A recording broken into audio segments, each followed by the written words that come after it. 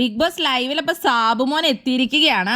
അപ്പൊ സാബുമോൻ വന്നു കഴിഞ്ഞിട്ട് എല്ലാവരും അപ്പൊ നിൽക്കുമ്പോൾ സാബുമോൻ ചോദിക്കുന്നുണ്ട്, ഇതെന്താണ് സ്കൂൾ പിള്ളേര് പോലെ ടീച്ചറിനെ കണ്ടിട്ട് നിൽക്കണ പോലെയൊക്കെ ഉണ്ടല്ലോ എന്നൊക്കെ പറയുന്നുണ്ട്. അത് കഴിഞ്ഞിട്ട് സാബുമോൻ കയറി വന്നിട്ട് ഓരോരോ സാധനങ്ങൾ, സാബുമോൻ്റെ തൊപ്പിയും സാബുമോൻ്റെ കണ്ണടയൊക്കെ ഓരോരുത്തർ കൊടുത്തിട്ട് ക്ലോക്ക് റൂമിൽ കൊണ്ട് വയ്ക്കാൻ പറയും.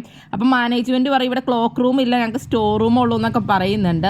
ഓഹോ, ഹോട്ടലായിട്ട് അപ്പോൾ ക്ലോക്ക് റൂം ഇല്ല അല്ലേ, ഹോട്ടലിൽ ക്ലോക്ക് റൂം എന്നാണ് പറയണേന്നൊക്കെ പറയുന്നുണ്ട്.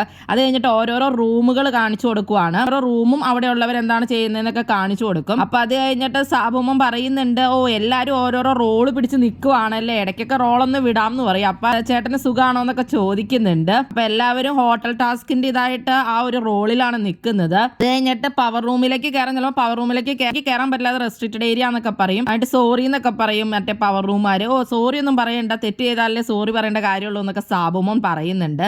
ടാസ്കിൻ്റെ ഇതായിട്ട് അപ്പോൾ എല്ലാവരും ഇങ്ങനെ വാഷ്റൂമും എല്ലാം കാണിച്ചുകൊണ്ട് ഇങ്ങനെ നടക്കുവാണ്. അപ്പോൾ സാബുമോൻ ഭയങ്കര ചിരിയൊക്കെയാണ് ഇങ്ങനെ എല്ലാവരും പുറകെ നടക്കുമ്പോൾ. അത് കഴിഞ്ഞിട്ട് ഡ്രസ്സിംഗ് റൂം എന്ന് പറഞ്ഞിട്ട് ഡ്രസ്സിംഗ് റൂം കാണിച്ചു കൊടുക്കുന്നുണ്ട്. അപ്പോൾ ഡ്രസ്സിംഗ് റൂം അപ്പോൾ സിജോ പറയാം അത് ഓപ്പൺ ഒന്നും ആക്കണ്ട എന്നൊക്കെ അവിടെ പറയുമ്പോൾ അപ്പോൾ സാബുമോൻ ചോദിക്കും എന്താ കാണാൻ പറ്റിയ അവസ്ഥയിലല്ലേ എന്നൊക്കെ ചോദിക്കും. അല്ല സാറിന് ആവശ്യമുള്ളപ്പോൾ മതിയല്ലോ എന്നുള്ള രീതിയിൽ പറയും. അത് കഴിഞ്ഞിട്ട് മെഡിക്കൽ റൂമാണ് ഇപ്പറയെന്നൊക്കെ പറഞ്ഞ് കാണിച്ചു കൊടുക്കും. അതെന്തായാലും ആവശ്യം വരുന്നൊക്കെ അതായിട്ട് സാബുമോൻ പറയുന്നുണ്ട്. അപ്പോൾ ഇവരെ കളിയാക്കിയാണ് സാബുമോൻ അവിടെ സംസാരിക്കുന്നത്. പുള്ളി ഒരു എന്റർടൈനർ ആയിട്ടാണ് കയറിയിരിക്കുന്നതെന്നാണ് അറിയാൻ സാധിച്ചിട്ടുള്ളത്. അപ്പോൾ ആ ഒരു രീതി തന്നെയായിരിക്കും പുള്ളി നിൽക്കുന്നത് എന്ന് പ്രതീക്ഷിക്കാം. അതുകൊണ്ട് ചോദിക്കുന്നുണ്ട് നേരത്തെ താമസിച്ചപ്പോൾ എങ്ങനെ ഉണ്ടായിരുന്നു എന്നൊക്കെ. അപ്പോൾ ഇഷ്ടപ്പെട്ടതുകൊണ്ടാണ് ഇപ്പം ഞാൻ വീണ്ടും വന്നതെന്നൊക്കെ പറയും. അതിട്ട് സാബുമോൻ പറയുന്നുണ്ട് എല്ലാവരും ഇങ്ങനെ നടക്കുമ്പോൾ എന്തൊരു ഓക്വേർഡ് ആയിട്ടാണ് എനിക്ക് ഫീൽ ചെയ്യുന്നത്.